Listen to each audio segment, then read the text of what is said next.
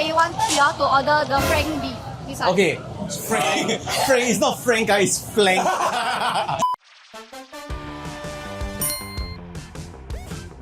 Okay, welcome to the Daily Ketchup Fold-Off, where two of you lucky viewers may have a chance to win 2 tickets to Osaka. Wow! And not just to Osaka, you're going to get a chance to experience the Singapore Pavilion at Expo 2025 in Osaka.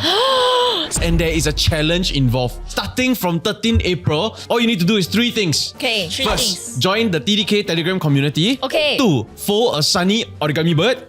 3, submit a photo of it along with a caption about your dreams for the future. That's all you need to do. So I'm going to give you guys 60 seconds. Shouldn't be too difficult, right? Yeah, Easy. confirm good. Okay, this is the instruction. Your 60 seconds starts now. What the heck? How do I even get to number 5? So while they're folding, I'll share with you a little bit more about this Dream Sphere. The Dream Sphere features 17,000 discs made from recycled aluminium. Wow. With varying shades and sizes and textures, they represent our aspirations and wishes, each one contributing to Singapore's vision for the future. The Singapore Pavilion will feature immersive art, local food, performances from local artists including 53A, Shaza, Shai and The Island Voices. I really don't understand. Okay, tell me this is not Sunny Bird. Someone tell me. Why you're so fast? Okay, so time is up. Alison, please show and explain. This is Sunny Bird. Okay, Cheryl, please show your... Don't pinch, just open it up and show. I would declare that Alison is somehow Osaka. the winner. Here I come. Okay, Alison, your prize is you get to read these 2 paragraphs. So be part of our Singapore story. Post your sunny photo in our Telegram group with your wishes and dreams for Singapore and let your dreams take flight. So I'll be choosing the winner so you can be part of our Singapore story for your sunny and post your photo with your dreams for Singapore in our Telegram group chat. Okay, so welcome back to another episode of Fuhan. Today we're going to be doing something a bit different. We're going to the CBD area. Don't worry, we threw a fish soup in there for all the office ladies. The OL. Every time people do Fuhan at CBD is what kind of food under $10 cheapest food you can find in CBD, which we know is the hook. So that's exactly what we're going to do today. But the difference is that we are also going to figure out how long the queues are, because I think that's a very important factor that a lot of people gloss over. Yeah. And today we are joined by 2 other cast members, Raja and Ellie. Hello. Oh, we got the budget episode. What? Oh my god. We are currently at Tanjong Pagar Plaza and we are trying Heng Food Delights, recommended by you guys for their lor mee. And what's special about it is we have the normal lor mee, but we also have shark meat lor mee. Not shark fin, shark meat. Have you all tried shark meat before? No, actually. Have you? Yes. From my understanding growing up, right, I've had shark meat lor mee like several times. I mean, it's special, but normal in Singapore. This particular lor mee, there are a lot of ingredients. Half a hard-boiled egg, you have a wonton, you have meat, you have chili, garlic, you have meatballs, you have nong hyang. No hyang. No hyang, shit. No hyang. $5 for all this and an endangered animal. Wild. Oh, my first minus point for this dish. Okay. This is the devil's vegetable. For me personally, I think it is not as sour or vinegary as I would like. Everything else is pretty good. I'm very conflicted about this dish. I've had several lor mees in my life. I can tell you are a Romy man. And the base of this lor mee is just a little bit bland for me. Yeah. So I'm just getting very strong garlicky and chili flavors, but the lor mee taste is missing from the gravy. That kind of like disappointing for me, right? But right, when I taste the individual ingredients that go into this, right, everything right is amazing. So that's why I'm so conflicted, because if I'm looking for a good lor mee, I still want to be able to enjoy the lor mee. But this particular dish, right, the noodles and sauce almost act like a backdrop. It's my first ever bowl of lor mee. Texture-wise, taste-wise, they're flavorful, they're bursting with flavor. Because this is your first time tasting it, right? Yeah. How would you describe the taste of lor mee to someone who has never tried it before? I would say it is a bowl of eggy noodles with a vinegary sauce, contrasted with crunchy ingredients. And if you're like me and you enjoy your kick chili, that was what I That's a good way to set this up. I really like it because of the context that we are in the CBD. I think based on that context alone, it's insane. Like $5 for this. But if I was looking in Tanjong Pagar, if this is a 10-minute walk, I will walk here at least once a week, I think. The shark just tastes like normal, whatever fish. Yeah, there is no distinct shark is a fish. It's a mammal. Nope. No, it's actually very nice though. It's not very fishy, but it has an extra sweetness to it that I'm quite impressed with. You guys know how the rating system works? No, how does it work? Alright, John Paul will explain. Walao, you throw those away. One star means that if you're in the area, maybe you want to give it a try. 2 stars is that if you make a slight detour. 3 stars means make it a destination. Ready? 3, 2, 1. 2. Ali, very strong. Why 0? The bulk of lor mee is made up for me of the noodles and the sauce. And although the ingredients were nice, I think that the noodles and the sauce left a lot to be desired. So like, if I were to get a good bowl of lor mee, it wouldn't be from here. That's fair. As my first ever bowl of lor mee, I just want to say that I place less value on the noodle, but I like all the ingredients that went in. I thought they were crispy. I thought the contrast with like the gooiness was great. Like the mouthfeel was there, and the fact that it was fish. I don't actually enjoy eating fish. I thought they did it really well here. And it's almost 11:30 already, but no crowd, no queues. No, CBD very strict one. They can only leave at 12. Okay, so Raja is saying that apparently he found a store here that was featured on Netflix. Right next to the lor mee store, Kueh Ho Jia. What exactly is this? Oh, it's a glutinous rice and there's a bit of pandan on top. I'm a purveyor of kueh salad. Okay. So I thought this feels a bit less sweet, like the paste tastes a bit more granular. So my grandma loves this kind of stuff. Yes, And I okay. always have it at home. And all the, got the blue colour one, got the rainbow colour one, got all these things, right? I always have the Bengawan Solo one. That's like the baseline. And I think that this one, in comparison, the textures and everything amazing, flavour is amazing. Bengawan Solo leans towards the sweeter side. This one leans towards a slightly more savoury side. That you can taste the rice more. Yeah, exactly. Yeah, which is interesting if you prefer a more savoury version. Okay, so that's location 1. Now we're going to head over to the very crowded place where apparently there's going to be a challenge and a forfeit. We're heading to the heart of CBD. We're going So it's to a fringe. Amoy Street.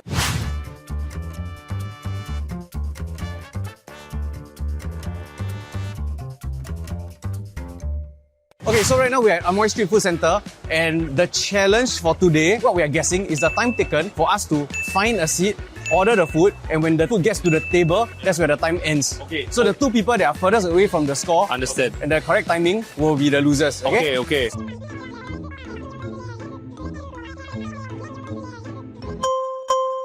Okay, let's go. Let's go. Okay, find a seat, find a seat.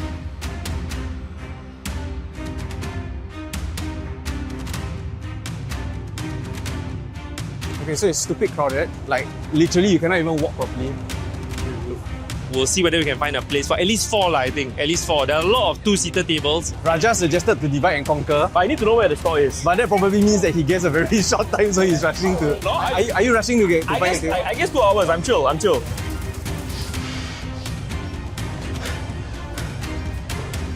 So with the timer, with our guesses on the timing, the look that guy gave us, right, when Dan blasted past him, right, was immense. I've never seen a look of hatred like that. That's so embarrassing. Okay. You order anything? No, I want y'all to order the Frank beef. Okay, Frank. It's not Frank, it's flank.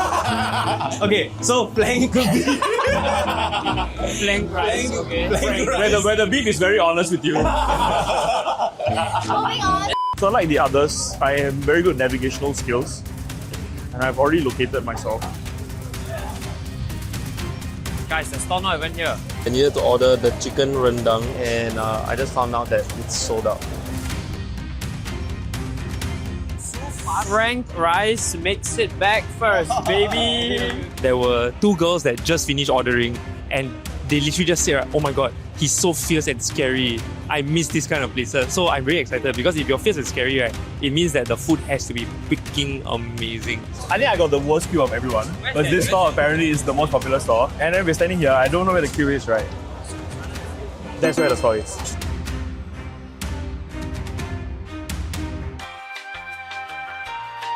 Alright, we're now here live on the ground, checking in on Raja and his current mood because his food seems to be taking the longest. The worst part of this is that I was forced to queue for the one place I don't give a fuck about. One eternity later. Keep the timing go, I haven't put it down yet.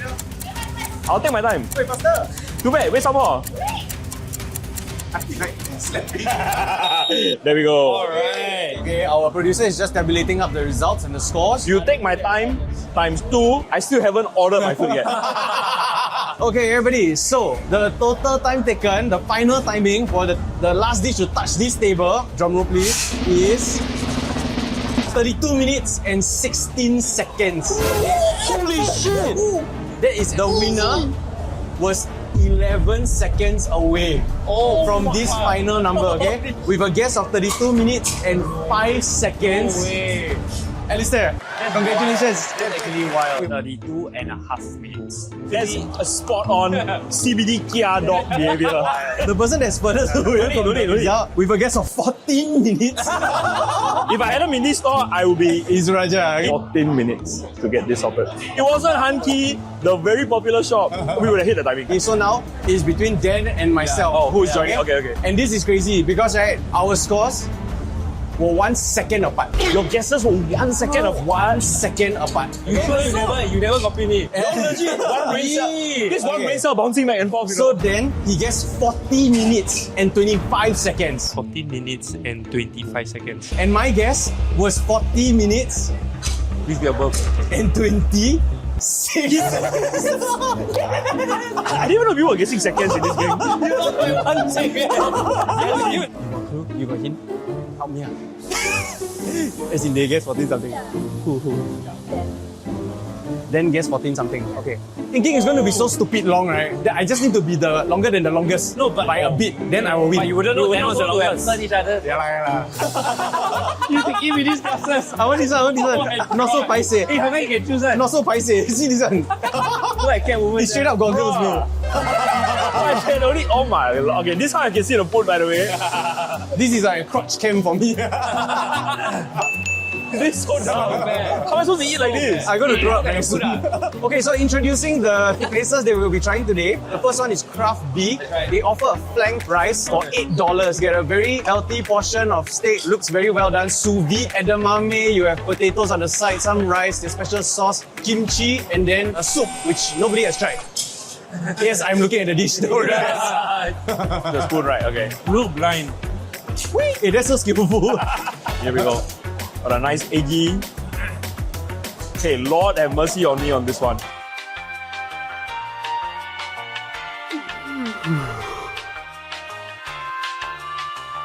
Your mind adjusts very quickly to it. Right. Sure. Oh, his mouth is.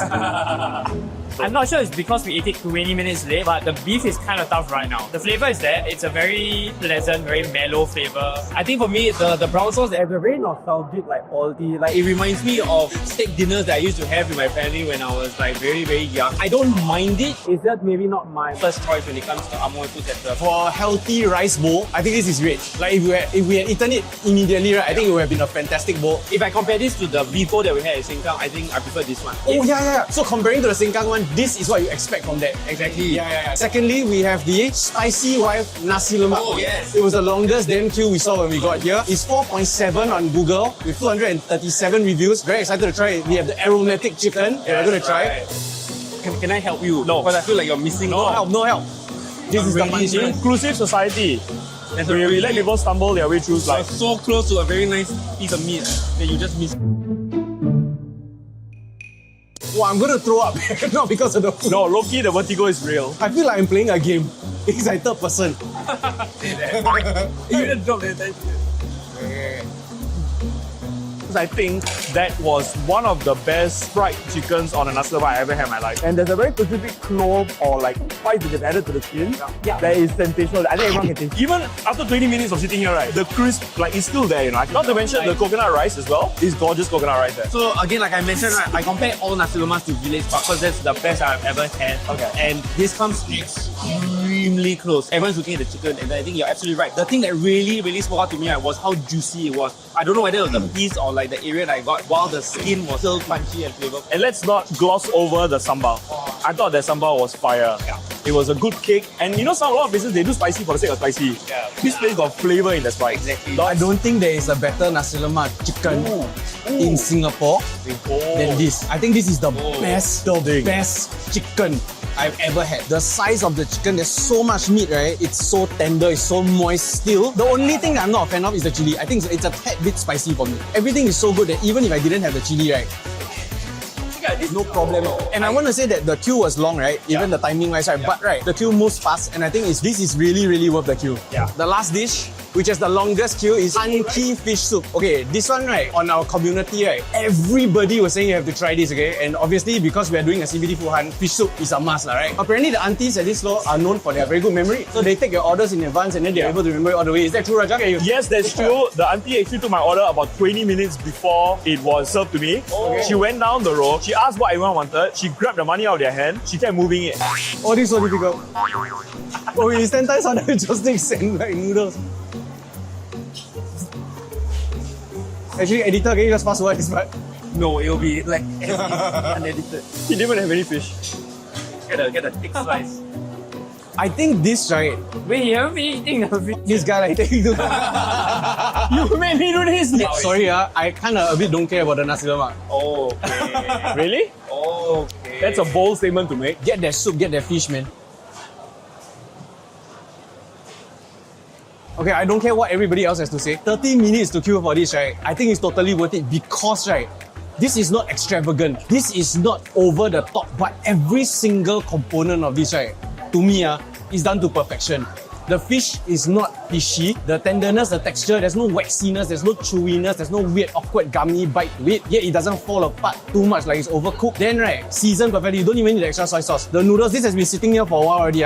Noodles, fantastic doneness. It's not like it's soaking up too much of the soup and all that kind of shit, right? And the soup itself, there's like almost like some kind of clarity to it. I don't know how to describe. I've never enjoyed a proper, clear, sliced fish noodle soup before. But I think this is really the best variation of this dish that you can find. Okay, I'm gonna be a bit of a downer. My take on this is that if I work nearby, it might be worth it if it was maximum 15 minutes queue. I think if it's a half an hour queue, I feel like because of how simple it is, and I don't think that's a core of the dish, it's just what I'm willing to wait for. It's just that I think the soup left me wanting more. It was missing a bit of depth, I want to say. Because the soup is more like bland, it's more mellow. But the fish flavouring, it's great. It really, really contrasts well with the soup. Really, the fish kind of a standout. Like, you don't really expect this in coffee shop. As an avid non-fish enjoyer, but I can see how, right, rubric-wise, right, if I grade everything here on the rubric, right, I can see the value in the fish. I can see why it's not like a fishy smell, not a fishy taste, a very like, the texture is there. Having said that, right, it's a very simple bowl and there's no way in hell I'm queuing more than 10 minutes.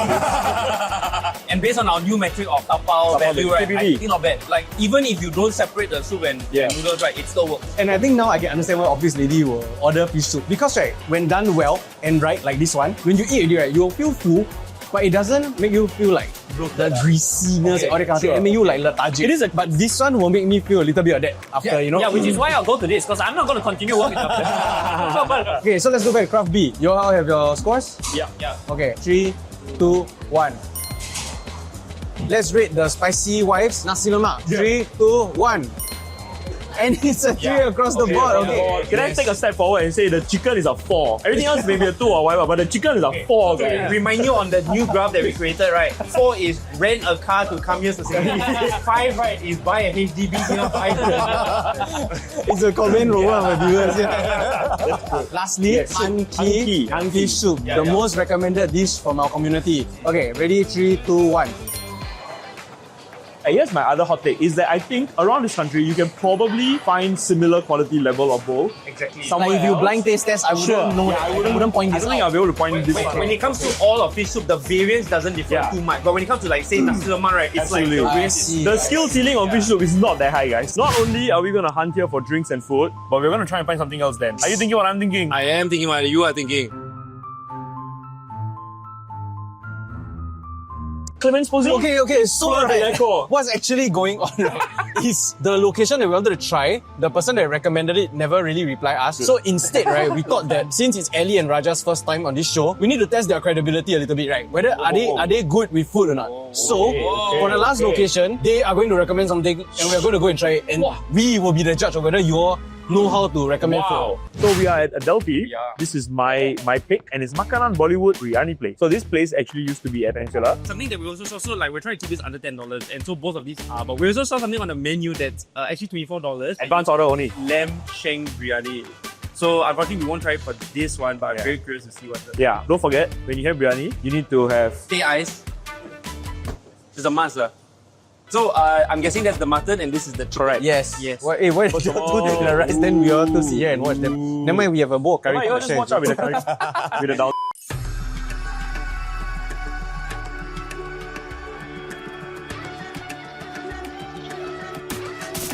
I don't know how else to describe it except hearty. It's such a lovely bowl. It really just feels like comfort food. I feel we came a bit late for it to be like fresh out of the pot. I also feel right that this The dalcha is increases it of its rating by 1 for me. Like this That's just good. transforms the whole dish. I think I've tried like at least 5 to 8 different like very popular biryani spots in Little India alone, and I think that this one, sad to say, cannot compare to those. Okay. Yeah, they come in this like metal bowls. Yeah. Right, and then wow. Yeah. And it's like piping hot and fresh every single time. Yeah. For this particular place, the mutton stood out for me a lot. Yeah. Like it's super soft, very flavorful, but not too gamey. Yeah. And it's able to complement everything else very well. Like a lot of times, sometimes you have the curry, but you don't need it. I think for this one, you actually need it. When you put it all together, very nice combination. But individually, nothing really stands out. I like my biryani wet, and so that's why the curry makes a lot of sense. I would say the meat's a bit on the dry side, especially for the chicken. The mutton not so much, I think it's still good, but chicken's a little bit, but it's by no means bad. I won't call myself a biryani enjoyer. I don't like the spice, specifically star anise. So sometimes when the rice is too packed with the star anise, but this isn't. Alright, okay. This is good. This feels flavorful. The rice doesn't feel too overpowering. That's why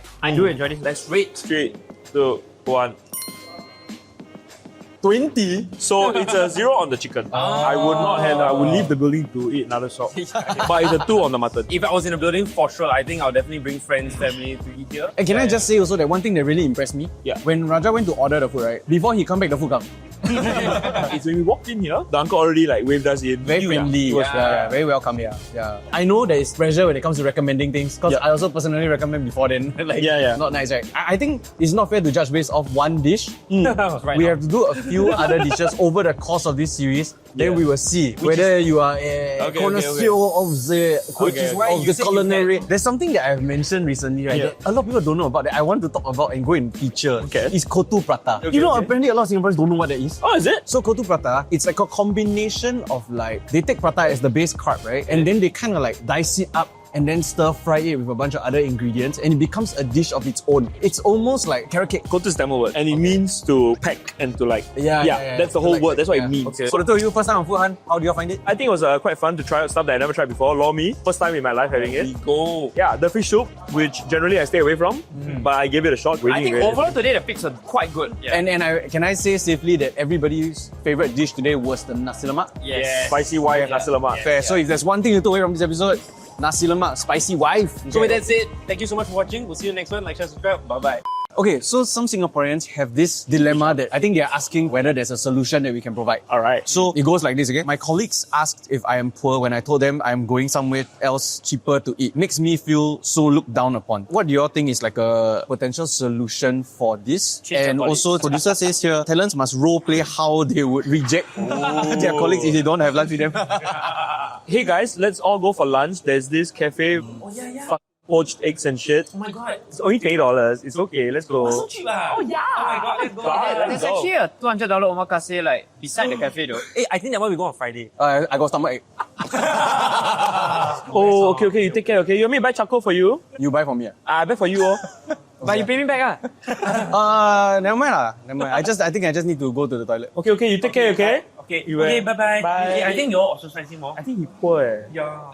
But if got leftover, you all can double back. I thought he earned the same amount as us. Oh, I don't know. I think he spent many. You see, every time he buy the Pokemon. I don't know. Anyway, Sorry, we this don't whole ask thing about is just lunch. the wrong people are role playing.